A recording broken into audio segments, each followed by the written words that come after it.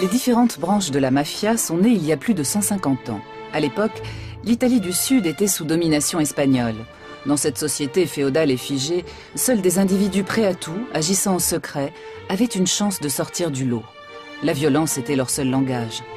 Aucun livre ne révèle pourquoi les mafias d'Italie du Sud se sont maintenues jusqu'à nos jours. Il se trouve même des membres du gouvernement italien pour prétendre qu'il faudrait s'arranger avec la mafia. Pourquoi ? Et comment se fait-il que la pieuvre soit si difficile à combattre? Actuellement, les mafias n'ont pas perdu un pouce de terrain. Au contraire, elles sont de plus en plus puissantes. L'Italie est l'un des plus grands pays d'Europe. Aujourd'hui encore, plus d'un tiers du pays est dominé, contrôlé et terrorisé par 3 grandes organisations criminelles.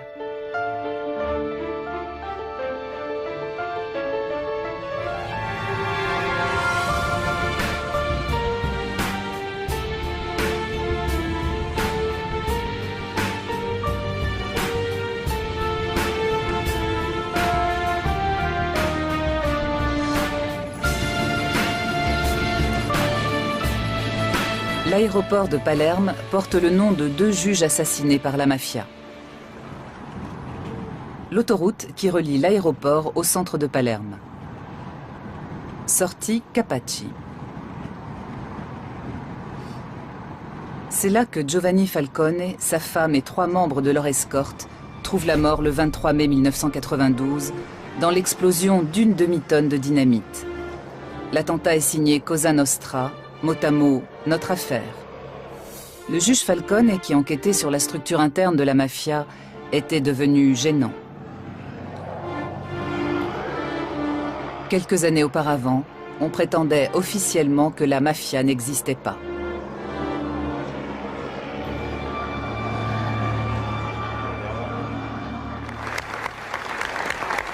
Au palais de justice de Palerme, on rend un dernier hommage aux victimes du massacre de Capaci.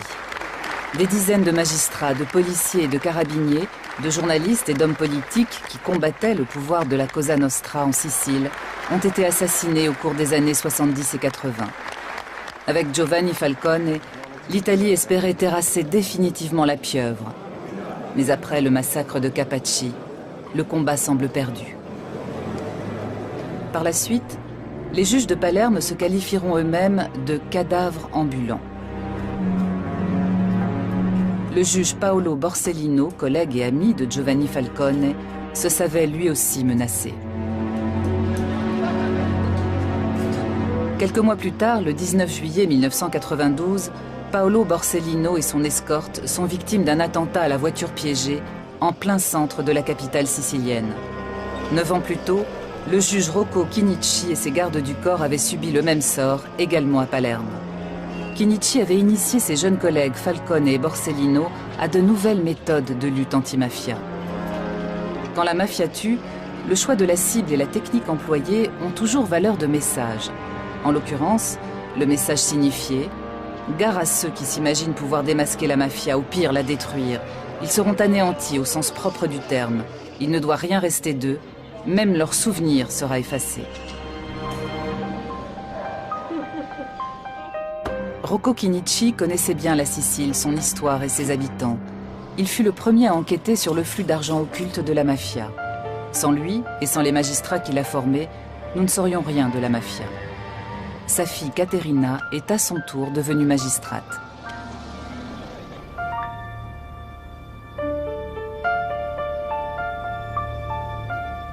Si era reso conto che c'era Il avait constaté l'existence d'une stratégie commune aux terribles homicides de ces années-là. Il s'était rendu compte que la mafia avait infiltré les divers secteurs de la société, comme par exemple les administrations, le monde politique, les institutions. Il avait bien compris que la mafia n'était pas seulement une organisation criminelle, mais également, hélas, une culture.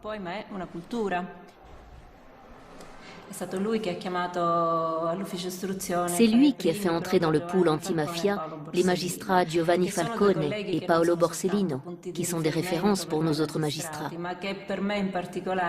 Pour moi, c'étaient des collègues, mais aussi des amis.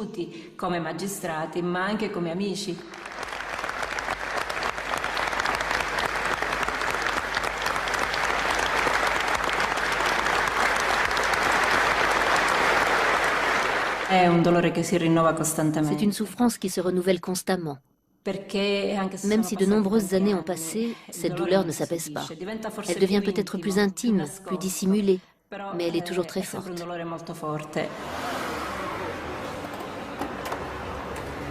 De nombreux juges antimafia sont placés sous protection rapprochée depuis plus de 20 ans.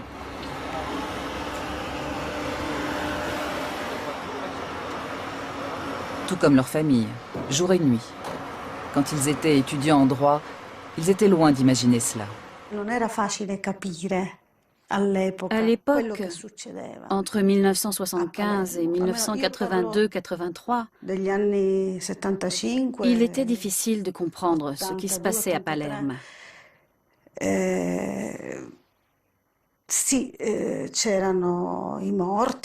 Bien sûr, les assassinats étaient bien réels. Il arrivait tout ce que nous savons, mais on n'y comprenait rien, car la mafia était secrète. La mafia était juste derrière nous. Elle nous suivait de près, mais nous, on ne la voyait pas. Giovanni Falcone avait réussi à obtenir les aveux d'un boss de la mafia. Mais les déclarations du témoin principal n'avaient pas suffi à traîner l'organisation secrète devant les tribunaux.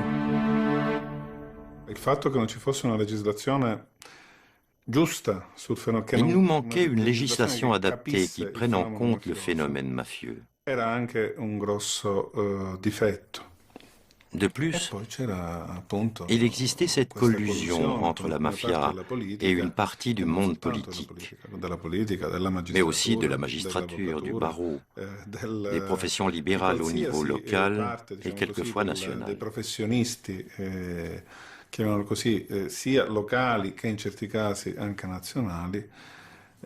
C'était ce fameux marécage dont parlait Falcone, qui rendait tout beaucoup plus difficile, plus dangereux. Le député Pio La Torre est assassiné en 1982. Avant sa mort, il avait déposé un projet de loi permettant de poursuivre toute personne ayant des liens avec la mafia et de confisquer les biens des mafieux condamnés. La loi n'entrera en vigueur qu'après le double meurtre du préfet de Palerme, le général Dalla Chiesa, et de sa jeune épouse.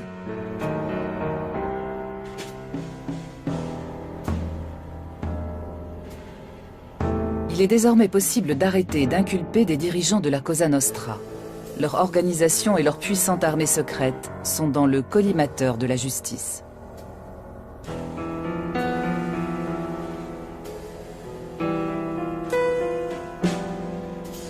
À la prison de Palerme, on construit une salle d'audience blindée, conçue pour résister à des tirs de roquettes.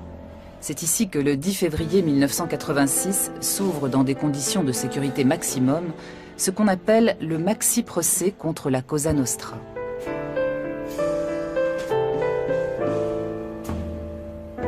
Plus de 400 chefs et membres de la mafia sont inculpés par les juges Falcone et Borsellino. Chefs d'entreprise influents, fonctionnaires, directeurs de banque et politiciens locaux côtoient des serveurs ou des mécaniciens. Ces derniers sont en réalité des tueurs professionnels. Toutes les tentatives de sabotage du procès échouent. Contre toute attente, le tribunal ne se laisse pas intimider.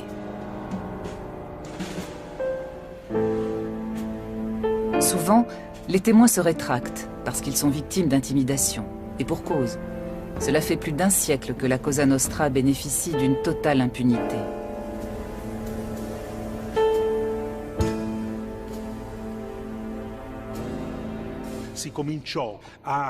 Le bruit commençait à courir que cela ne servait à rien, que ça ne faisait que nuire aux Siciliens et à leur image dans le monde. C'était une tentative pour affaiblir le procès.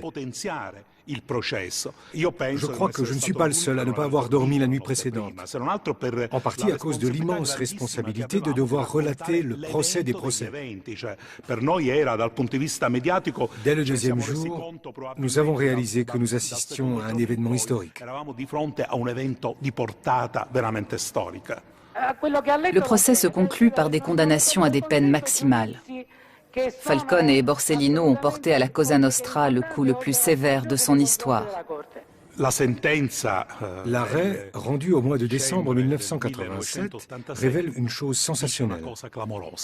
La mafia existe, c'est une organisation pyramidale dont les dirigeants ont des relations avec la politique.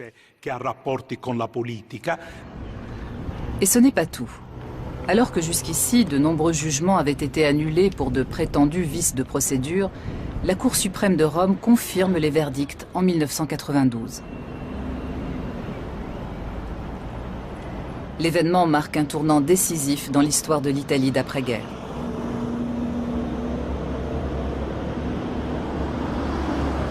La réaction de la Cosa Nostra ne se fait pas attendre. L'organisation commence à faire le ménage dans ses propres rangs. Boss et politiciens chargés des contacts avec la démocratie chrétienne sont éliminés. Depuis la fin de la Deuxième Guerre mondiale, le parti avait pratiquement le monopole du pouvoir. Aujourd'hui, il est en pleine déliquescence. Falcone avait immédiatement compris. Il avait donné l'alerte, mais personne ne l'a écouté. Il avait dit « Le volcan est entré en éruption, désormais tout peut arriver ». Et en effet, les massacres de Capaci et de Via d'Amelio ont suivi, et lui-même et Borsellino ont été assassinés. En une année, la mafia a fait comprendre qu'elle détient toujours le contrôle total du territoire et de la vie de cette région. En 1993, un Sicilien sort de l'ombre. Il fonde le mouvement politique Forza Italia pour le compte de son ami, l'homme d'affaires milanais Silvio Berlusconi, qui n'a jamais révélé l'origine de son capital de départ. En 1994, Berlusconi devient président du Conseil.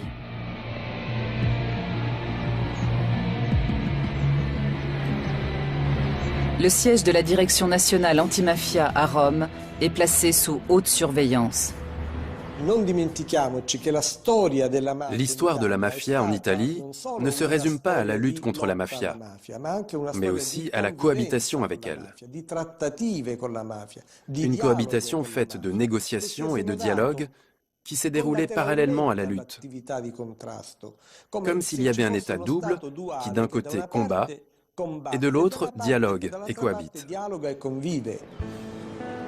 Mai 2009.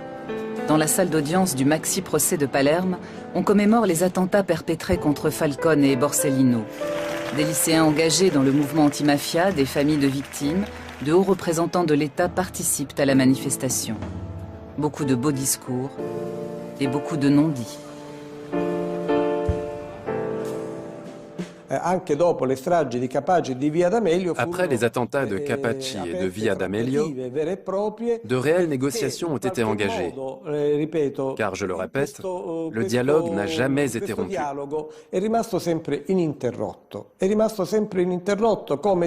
C'est comme si les massacres, les épisodes les plus sanglants, ne représentaient pas seulement une lutte subversive de la mafia contre l'État, mais surtout un rappel à l'État pour qu'il respecte les pactes.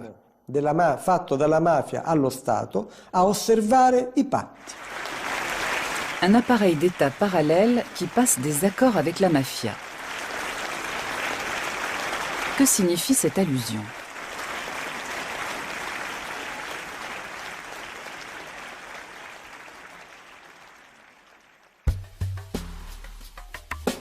Voyage à Corleone, bastion légendaire de la mafia en Sicile. C'est ici que l'organisation est née, fondée par des régisseurs de domaines auxquels les grands propriétaires terriens confiaient les pleins pouvoirs. Ces hommes étaient à la fois collecteurs d'impôts, vigiles armés et juges. Les mafieux les plus connus d'après-guerre sont originaires de la petite ville de Corleone. Luciano Liggio, Toto Riina, Bernardo Provenzano ou encore Vito Ciancimino, qui deviendra maire de Palerme. Après la Deuxième Guerre mondiale, le docteur Michele Navarra devient le chef tout-puissant de la mafia. Il n'hésite pas à tuer lui-même les témoins gênants, y compris des enfants.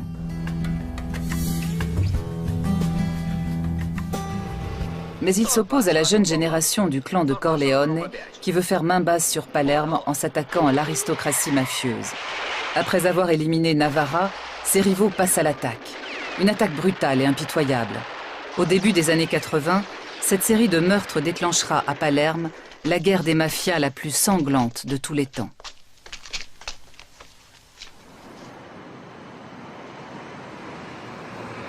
Mais les mafieux de Corleone sont vaincus par l'État et grâce aux confessions de chefs repentis de la Cosa Nostra de Palerme.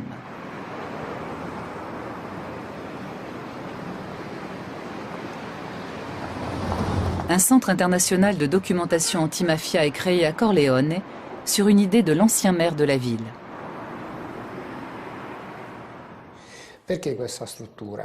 Pourquoi ce centre? Pour se souvenir qu'à Corleone, il y a eu la mafia la plus puissante, la plus féroce et la plus enracinée du monde occidental. Mais aussi pour qu'on sache qu'à Corleone, on a mené un combat contre la mafia. Ce lieu en est un témoignage concret. Les dossiers du maxi-procès relatent une défaite de la mafia, mais non sa fin. Car tout au long de son histoire, elle s'est toujours relevée. À la fin du XIXe siècle, les ouvriers agricoles et les paysans pauvres de Sicile se regroupent sous la bannière du tout jeune Parti socialiste italien. Le mouvement, basé à Corleone, a pour slogan « La terre appartient à ceux qui la travaillent ». Il est violemment réprimé par l'État.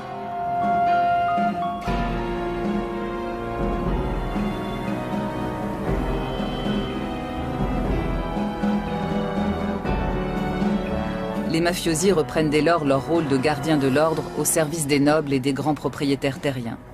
En 1915, ils assassinent sur ordre de leur patron, Bernardino Vero, le maire socialiste de Corleone.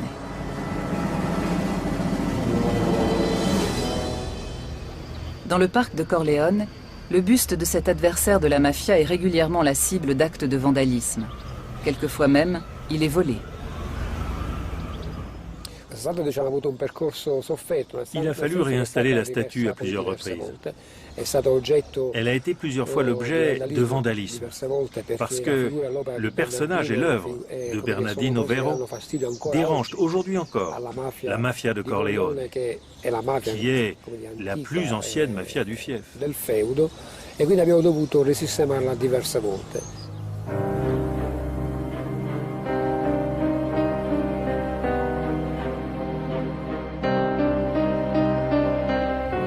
L'Italie du Sud a une longue tradition d'émigration. Ses habitants sont partis par centaines de milliers pour tenter leur chance aux États-Unis. Parmi eux, des mafiosi qui emportaient avec eux leur savoir-faire en matière d'organisation secrète et leur sens de l'honneur meurtrier. Ils noyautent les associations d'immigrés italiens et dominent rapidement les gangs issus des immigrations irlandaises et juives. La mafia cherche toujours la proximité du pouvoir. Lors des élections, les mafiosi monnaient les voix de leurs compatriotes et prennent rapidement de l'influence dans la politique intérieure américaine. Et comme au pays, ils continuent de racketter les membres de leur communauté en échange de leur protection. L'opinion publique américaine rejette ces immigrés criminels. Pendant ce temps, un silence trompeur règne à Palerme. Il n'est pas question de la mafia. Sur le plan culturel, la ville prétend toujours rivaliser avec Paris et Londres. Jusqu'en 1893.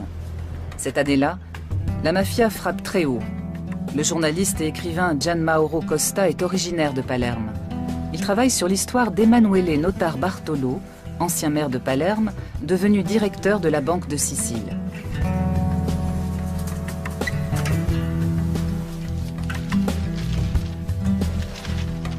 Le 1er février 1893, 2 hommes assassinent Notar Bartolo dans un compartiment de train. Notar Bartolo avait découvert que des mafiosi et des notables volaient la Banque de Sicile.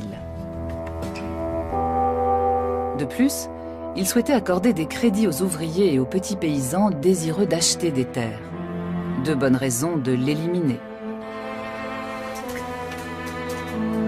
Après l'assassinat de Notar Bartolo, le mot mafia fait le tour de l'Italie pour la première fois. Gian Mauro Costa a découvert dans les archives de sa famille une correspondance. Une jeune parente, partie rejoindre son mari à Milan en 1901, suit le procès des commanditaires du meurtre de Notar Bartolo. À Palerme, la tante de la jeune femme rejette l'idée que la haute société sicilienne peut avoir des liens avec cette obscure mafia. Pour elle, il s'agit d'une rumeur malveillante propagée par les Italiens du Nord. Elle écrit « Nous, les gens du Sud, serions tous des criminels arriérés et incultes, sous prétexte que nous restons attachés à notre foi et que nous défendons la dignité et la grandeur de nos hommes. Ce Nord sans foi ni loi se croit-il tout permis ? » Mon Dieu, répond la nièce, c'est de justice qu'il s'agit. De lettre en lettre, le ton monte. le conflit nord-sud divise la famille. En 1904, le commanditaire du meurtre de Notar Bartolo, un homme politique sicilien lié à la mafia, est acquitté. La Sicile est en liesse. Le 12 mars 1909, un homme est abattu sur la Piazza Marina à Palerme. La victime, Joe Petrosino, est un policier américain originaire d'Italie du Sud. À New York, il a combattu la branche américaine de la Cosa Nostra. Selon Gian Mauro Costa, il voulait également démasquer l'organisation sur sa terre d'origine, la Sicile. Mais Petrosino sous-estime la mafia. Bien qu'il séjourne à Palerme incognito, l'organisation le localise et l'attire dans un piège mortel. Après l'assassinat d'Emanuele Notar Bartolo, la mort de Petrosino est la preuve de l'existence de la mafia. Mais il vaut mieux ne pas en parler.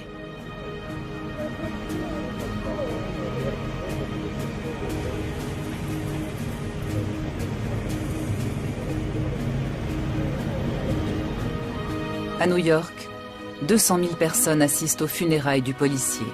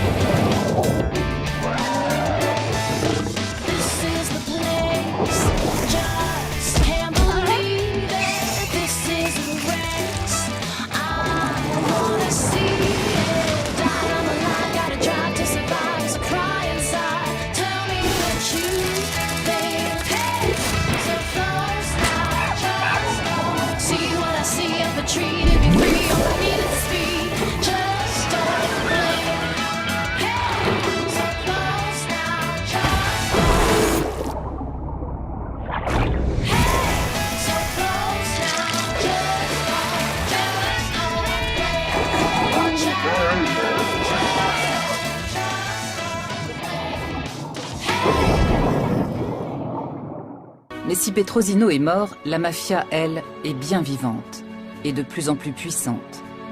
Alors, il vaut mieux s'en accommoder. Une attitude qui perdure encore. Les crimes de la mafia ont longtemps été classés dans la catégorie délinquance de bandes organisées.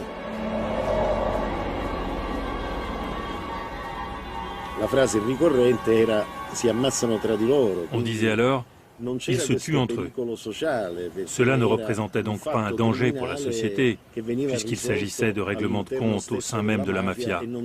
Et on n'avait donc pas à s'en soucier.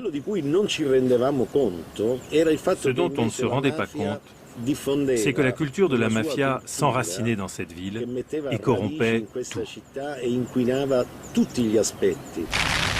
Quand la Première Guerre mondiale éclate, on resserre les rangs dans tous les pays. À la fin de la guerre, les bolcheviks ont pris le pouvoir en Russie et des partis communistes se créent en Europe occidentale. Pour les masses laborieuses d'Italie du Sud, c'est un nouvel espoir. Dans toute la Sicile, on assiste à une vague de grèves, de révoltes et d'occupation des terres.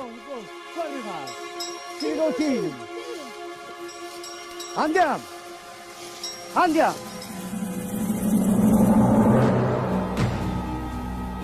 Jusque-là, les grands propriétaires terriens avaient défendu bec et ongle le système féodal. Mais entre 1918 et 1922, ils comprennent que la donne a changé. Face à ces masses disciplinées et organisées politiquement, la mafia ne leur est plus d'aucune aide.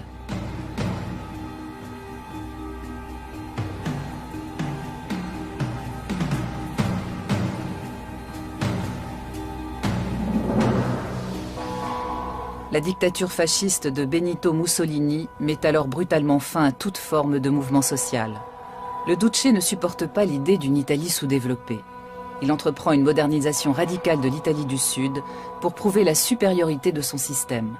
Il fait mécaniser des fermes, construire des cités modèles et ouvrir des écoles de prestige. Cependant, Mussolini ne touche pas au pouvoir des grands propriétaires terriens de Sicile.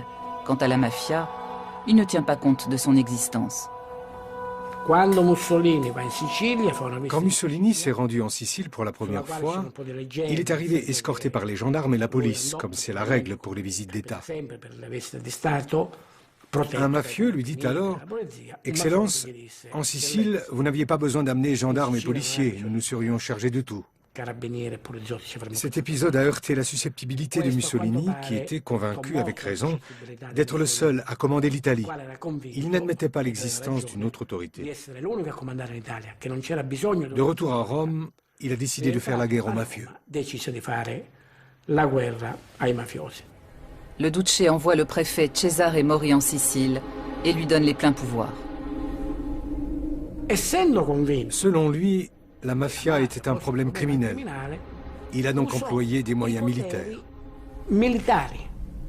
Cesare Mori va plus loin. Pour débusquer les boss de la mafia, il emploie la torture et une répression massive contre la population. Mais la plupart des mafieux sont avertis et ont le temps de se cacher.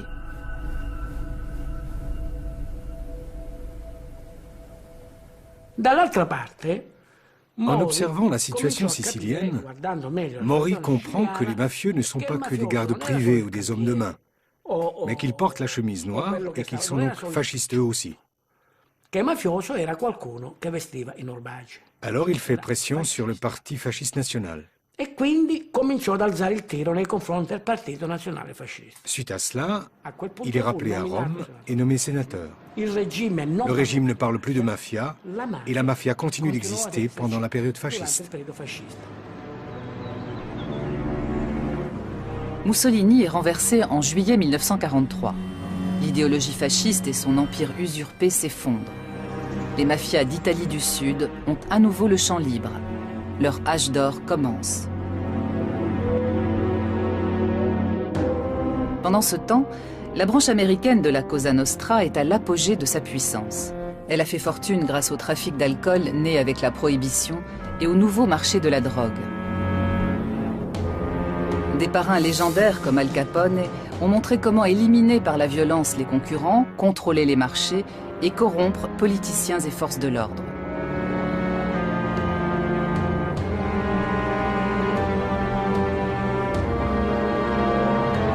L'un de ses parrains survit miraculeusement à un règlement de compte.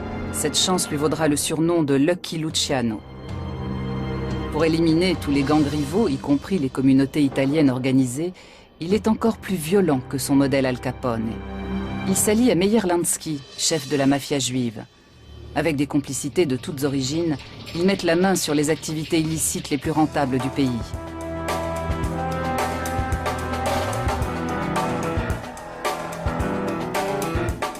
Y compris celles interdites jusque-là par la mafia sicilienne, comme par exemple la prostitution. Après avoir noyauté, corrompu et écrasé le mouvement syndical américain, la Cosa Nostra entre à la bourse de Wall Street.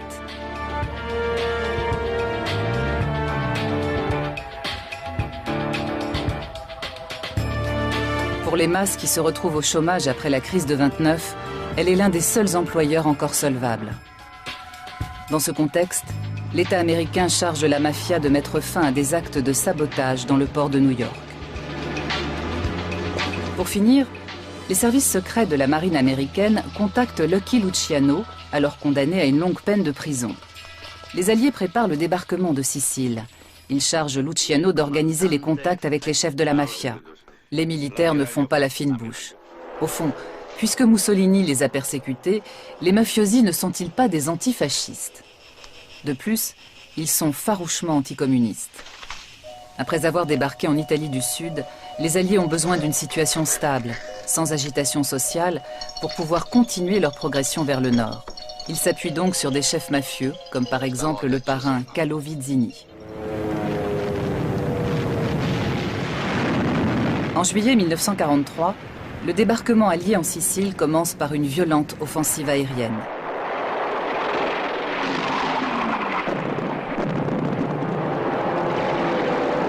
Puis, les Alliés entament l'une des opérations les plus secrètes de la fin de la Deuxième Guerre mondiale. Juste après le débarquement, des officiers américains invitent des représentants de la mafia sur la passerelle de commandement de leur navire. La mafia savoure son triomphe. À terre, les Alliés sont accueillis par une foule en liesse. Et pour cause, de nombreux GI sont des descendants d'immigrés siciliens.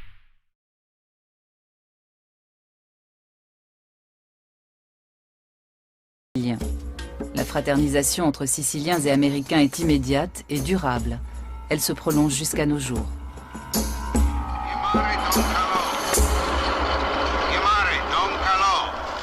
Don Calo Vizzini, le parrain des parrains, est l'homme de la situation. Sous des dehors mal dégrossis, il joue un rôle clé dans toutes les activités lucratives de l'île. Sa famille compte quelques membres du clergé. Il est en contact direct avec le cardinal et donc avec le Vatican. Du coup, les gens simples de la campagne le considèrent presque comme un saint. Quand les Américains l'invitent dans leur quartier général, il est adulé comme un dieu.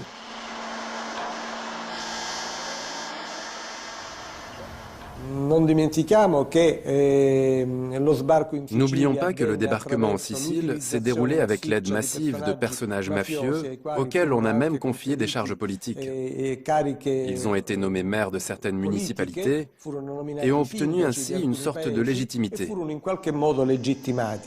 Don Calo Vizzini, è con piacere che il militare comando vi nomina sindaco di Villalba.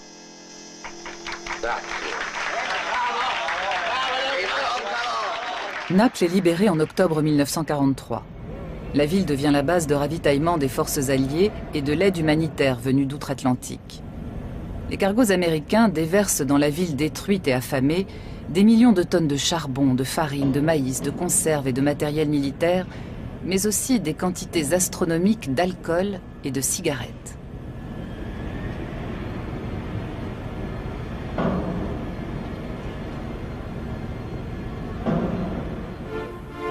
L'avocat américain Charles Poletti, issu d'une famille de la région, est nommé gouverneur militaire de l'Italie du Sud occupée. Comme d'autres militaires haut placés, il s'enrichit grâce au marché noir des cigarettes américaines. Les Américains disposaient de plus de denrées, de cigarettes, de nourriture qu'ils n'en consommaient. Et les Napolitains sortaient de la guerre, appauvris et sans ressources. Les surplus américains étaient vendus au marché noir aux contrebandiers. La marchandise de contrebande provenait donc des Américains. On assiste à des carrières étonnantes. Vito Genovese, recherché pour meurtre aux États-Unis, fait du trafic de cigarettes américaines à grande échelle. Il a d'excellentes relations avec Charles Poletti.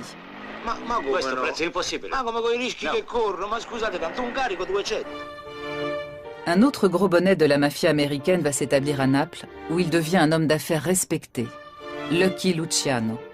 Il modernise les mafias d'Italie du Sud sur le modèle américain. Pour certaines raisons sociales, la contrebande était tolérée. La vente des cigarettes s'effectuait jusque sous les murs de la préfecture. On voyait des policiers qui allaient acheter des cigarettes de contrebande. Il ne semblait pas y avoir de mal à cela. Au point que quand la répression a commencé à Naples et que les canaux à moteur qui servaient à la contrebande ont été saisis, les gens se sont mis en grève et ont manifesté. À Naples, la mafia fait des affaires florissantes. En Sicile, elle cherche à s'établir sur le terrain politique. Juste après la guerre, les partis communistes et socialistes mobilisent de plus en plus de monde en faveur de la réforme agraire, nécessaire depuis longtemps. Ils réclament en plus l'abolition de la monarchie au profit d'un État républicain. La plupart des barons locaux et des grands propriétaires terriens redoutent l'avènement d'une république populaire de type socialiste. Une nouvelle fois, la mafia est mise à contribution pour contrer la gauche et les syndicats. Mais la violence à elle seule ne suffit plus à contenir les revendications de réforme.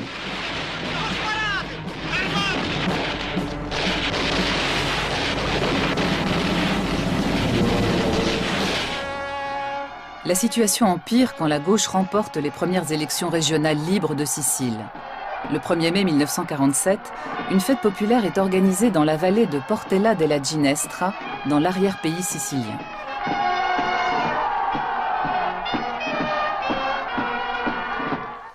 Les grands propriétaires terriens de Sicile réclament alors l'indépendance de l'île et demandent au gouvernement américain d'en faire le 49e État de l'Union. Mais avant cela, il faut stopper la progression de la gauche, par n'importe quel moyen. La mafia en fera son affaire.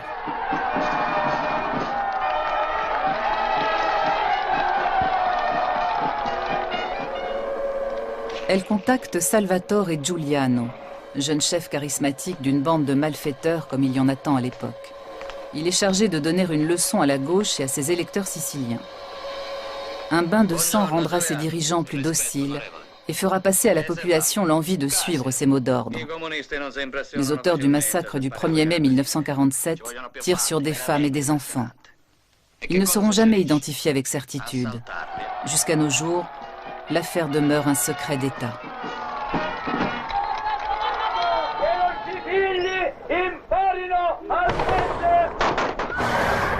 Le bilan est lourd. 11 morts, dont 4 enfants, et plus de 30 blessés graves.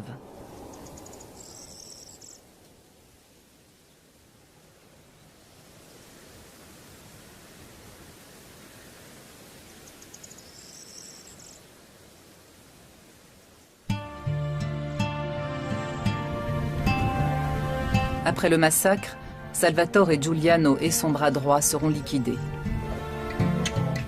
Tous les indices permettant de remonter jusqu'à la mafia, à des commanditaires ou des complices, ont disparu. Aujourd'hui encore, les survivants demandent en vain pourquoi l'Italie refuse obstinément de faire toute la lumière sur ce crime.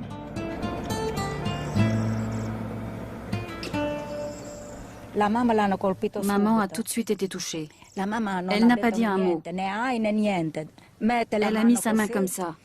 En me retournant, j'ai vu le sang couler de son nez et de sa bouche. J'ai dit, « Maman, c'est quoi ce sang ?» Elle a levé les yeux sans rien dire. On l'a soutenue tant qu'on a pu.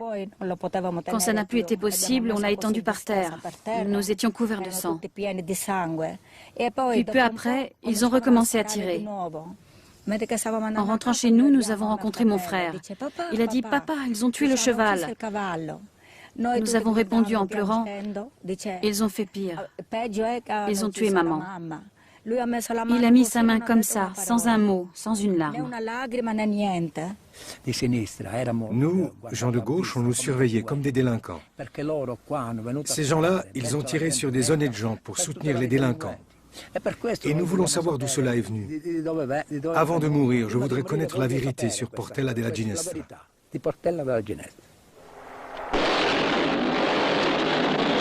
Après le massacre, les attentats contre les partis et les syndicats de gauche continuent. Des dizaines de permanents sont assassinés ou disparaissent sans laisser de traces.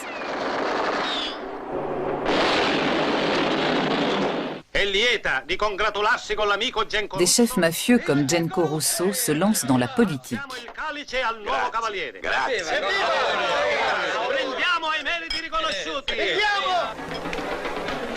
Don Carlo Vizzini est traité en chef d'État par les cardinaux. Dès lors, la structure du pouvoir des mafias a été modifiée.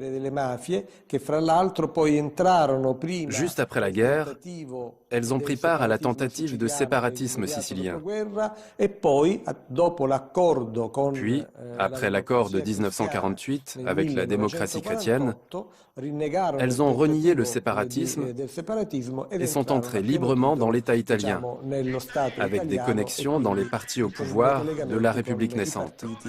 Di potere della nuova Repubblica. Il cavaliere Giuseppe Genco Russo è l'uomo che farà gli interessi dei Mussumeli.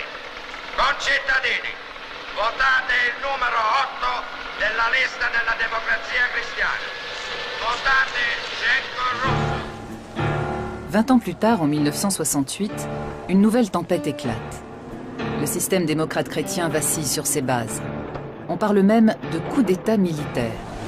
Pour faire tourner son industrie, l'Italie du Nord a fait venir du Mezzogiorno des milliers de jeunes ouvriers pour les exploiter sans vergogne. À présent, ils se révoltent massivement, soutenus par les étudiants de gauche. Dans le sud, la contestation dénonce le pillage et l'appauvrissement de la Calabre, l'un des bastions historiques de la mafia.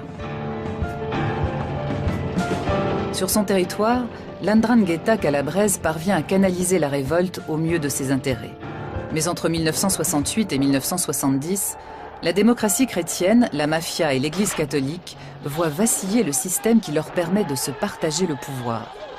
Dans le secret d'une loge maçonnique, elle prépare le passage de la démocratie à un système autoritaire, avec un président tout-puissant.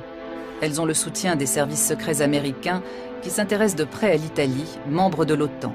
Objectif, neutraliser les communistes, les syndicats et l'ensemble de la gauche, et prendre le contrôle de la presse, de la radio et de la télévision. L'homme fort de la loge P2 s'appelle Licio Gelli. Il a des relations avec la présidence américaine et les parrains de la mafia. À l'apogée de son pouvoir, l'homme de l'ombre commande aux services secrets italiens, à une partie des carabiniers et de l'armée. Parmi les membres de la loge secrète, on trouve le nom d'un entrepreneur milanais, un certain Silvio Berlusconi.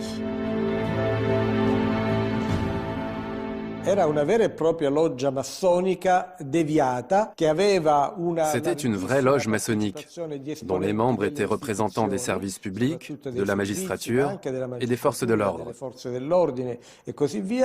Mais elle était infiltrée par des personnages très discutables, proches de clans et de groupes mafieux. Ce qui les unit, c'est la peur du communisme. Il faut comprendre la position de l'Italie pendant les années de la guerre froide. Ses frontières touchaient aux deux blocs. Son parti communiste était le plus fort d'Europe. Elle représentait donc un risque pour le bloc occidental. Un passage au socialisme de l'Italie aurait représenté un grave problème pour l'OTAN et pour l'équilibre mondial. Pendant cette période, les mafias étaient indispensables au maintien des équilibres, grâce à leur anticommunisme, surtout dans l'Italie méridionale.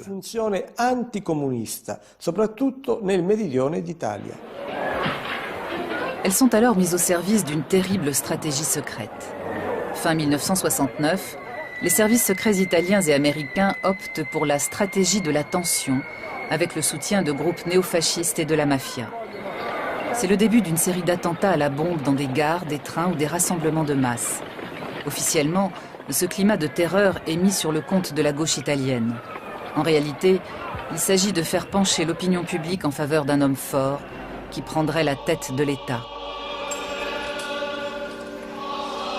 L'Église se tait toujours. Pendant 150 ans, elle a respecté la loi du silence, contestant l'existence de la mafia, qu'elle qualifiait même d'invention des communistes. Seul le cardinal de Palerme, Salvatore Pappalardo, dénonce la collusion de l'Église, de la démocratie chrétienne et de la mafia.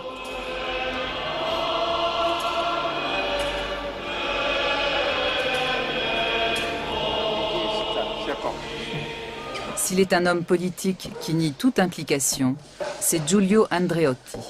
7 fois président du Conseil, ce démocrate chrétien de la première heure, formé par le Vatican, explique à mots couverts pourquoi l'Église et la démocratie chrétienne ont fait alliance avec tous les groupes anticommunistes depuis 1945, y compris la mafia. Dans les organismes catholiques, nous avions connaissance des persécutions religieuses pratiquées dans les pays où les soviétiques avaient pris le pouvoir. Et c'était donc une sorte de guerre préventive, afin que cela ne se répète pas en Italie. Ceci explique aussi l'engagement de l'Église dans les élections de 1948, dans les comités civiques. Il ne s'agit donc pas d'une invasion du domaine politique, mais d'une défense. Pour l'exprimer par une comparaison, comme les cultivateurs indépendants défendaient leurs terres contre les nationalisations, de même, les cultivateurs indépendants des âmes défendaient leur propre liberté et leur subsistance. En 1988, le cardinal Pappalardo déclare que les liens entre l'Église et la démocratie chrétienne d'une part et la mafia d'autre part sont incompatibles avec les fondements de l'état de droit et les principes du christianisme. En conséquence, il faut excommunier les mafieux. Mais la population ne l'entend pas de cette oreille. Dans un quartier périphérique de Naples, des femmes s'opposent à l'arrestation de leur mari, membre de la Camorra. Elles accueillent les représentants de l'État au cri de « Fuori », dehors. Pour elles, l'ennemi, c'est l'État.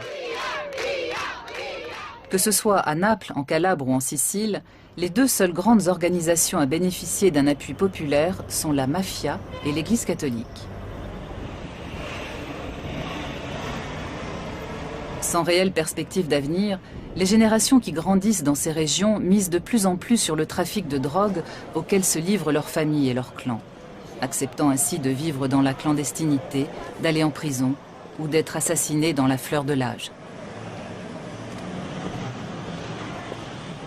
Comme à Duisbourg, en Allemagne, où de jeunes Italiens sont tués par l''Ndrangheta en août 2007.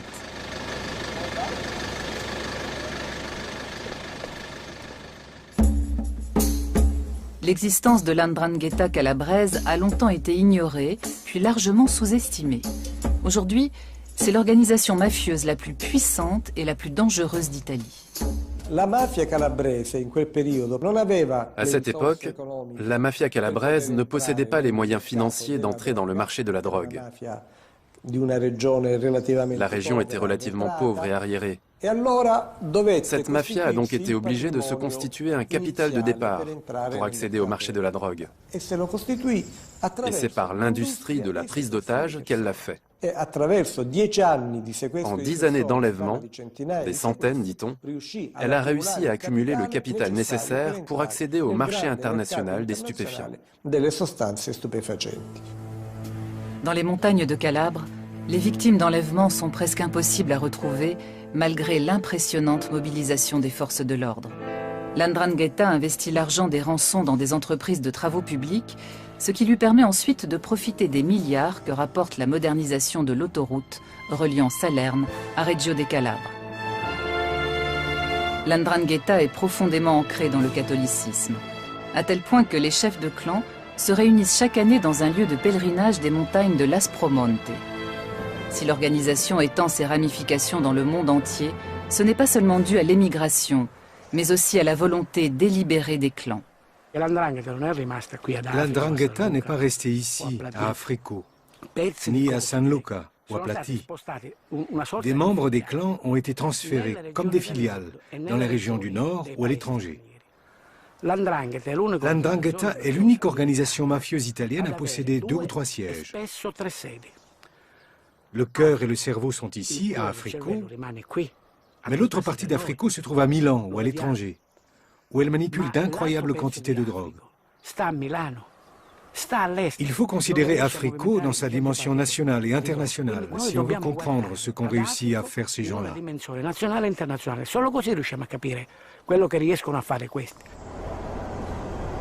Les choses ne changeront-elles jamais?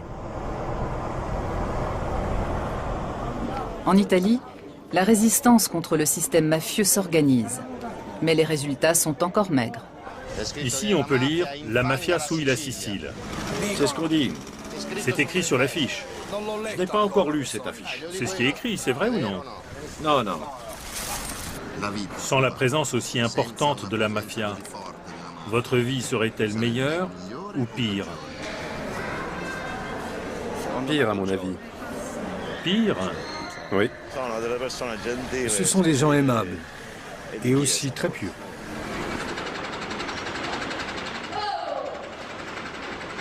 Avec un chômage avoisinant les 70%, des centaines de milliers de personnes ne peuvent compter que sur les revenus du trafic de drogue et d'autres activités illégales.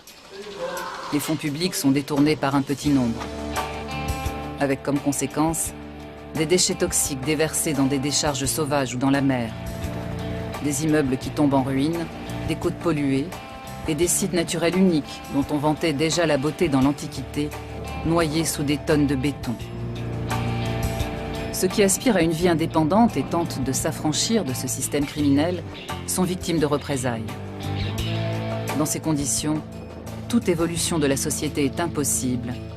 Tout espoir d'amélioration demeure lettre morte. Exemple, cette clinique de luxe servant à blanchir de l'argent sale. Construite par des hommes de paille avec de l'argent mafieux, elle a été saisie par la justice. Elle était censée attirer de riches patients, mais aussi encaisser des subventions permettant de financer des soins coûteux.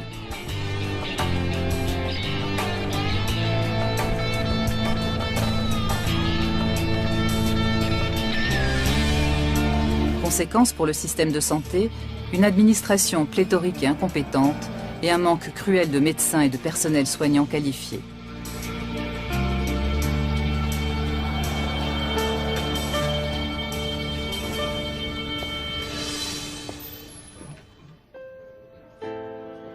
Résultat, des services entiers doivent être fermés dans les hôpitaux.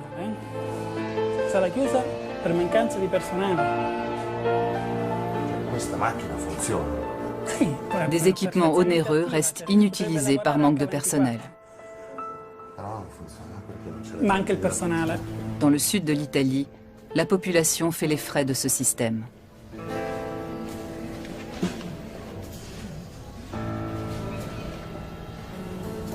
À la direction de la lutte anti-mafia, on ne se fait pas d'illusions.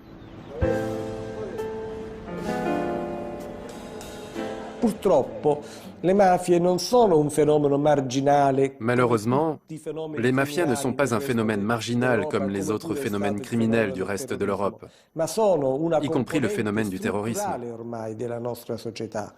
Elles sont désormais une composante structurelle de notre société, une composante indispensable même, puisqu'elles sont l'interlocuteur nécessaire pour toutes les politiques menées par l'État en Italie du Sud.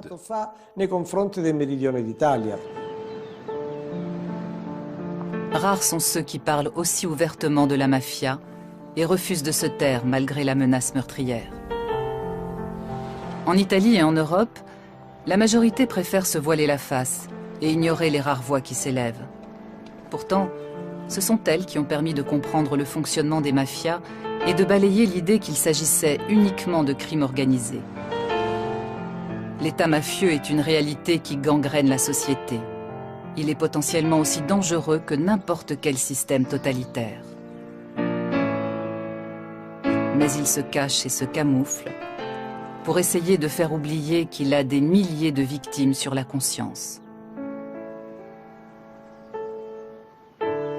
Pour les témoins que nous avons rencontrés, la mafia n'est pas seulement la survivance d'un folklore archaïque limité à des zones sous-développées d'Italie du Sud. Ce film leur est dédié.